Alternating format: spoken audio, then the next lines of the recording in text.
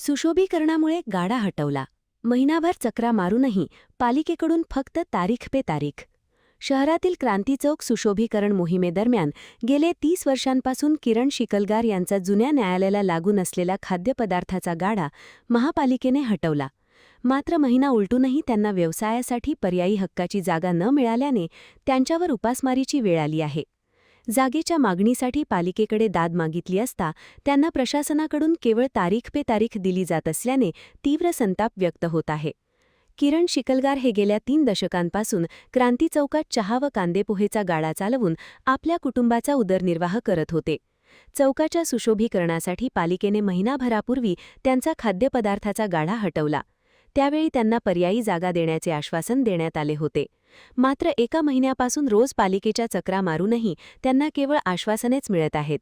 हक्काचा रोजगार हिरावल्या गेल्याने कुटुंबाचा उदरनिर्वाह कसा करावा असा यक्षप्रश्न शिकलगार यांच्यासमोर उभा ठाकला आहे. प्रशासनाने तात्काळ दखल घेऊन पुनर्वसन करावे अशी मागणी होत आहे.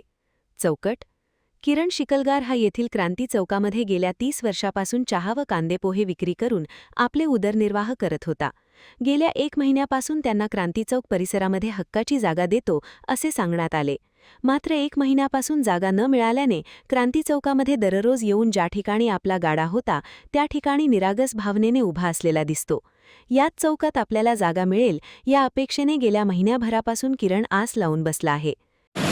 माझं नाव किरण सुरेश शिकलगार. ते 30 वर्षापासून मी कोर्टाच्या शेजारी चहाचा आणि पोह्याचा व्यापार करतोय. माझा हा हातगाडा कित्येक वर्षापासून चालू आहे आणि माझी घरची परिस्थिती हे गाड्यावर माझी सगळं उदरनिर्वाह माझ्या गाड्यावर चालत होता.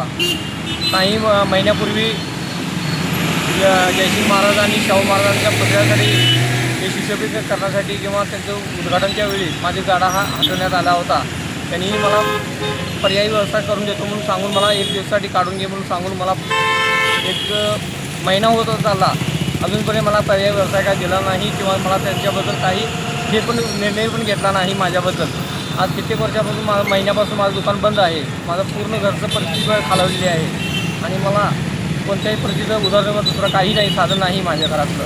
त्याच्यामुळं माझा उदरनिर्वाह हा हातगाड्यावर आणि माझं पोट चालतं हे सगळं माझ्या हातगाड्यावर चालत आहे. तरी प्रशासनानं नगरपालिकेनं माझी दखल घेऊन मला कुठलाही निर्णय घेतलेला नाही अजूनपर्यंत. त्याच्यामुळं मी अजून मुख्याधिकारी साहेब किंवा नगरपालिका यांना मी 2-3 वेळा जाऊन रिक्वेस्ट करून मी सगळं माझी घरची परिस्थिती पण खालावलेली मी सांगितली सगळे. आणि मी एकटाचा घरचा करता जाता असून माझं घरचं कुटुंब लई मोठं आहे. 2 मुली आहे आणि बायकोचं पण आजारीपणा दवाखाना चालू आहे. त्याच्यामुळं मला उदरनिर्वाहासाठी मला कोर्टात शेजारी कुठंही त्यांच्या आवारात मला जागा द्यावी ही माझी नम्र विनंती आहे. महान कार्य न्यूजसाठी इजाज खान पठाण, जयसिंगपूर.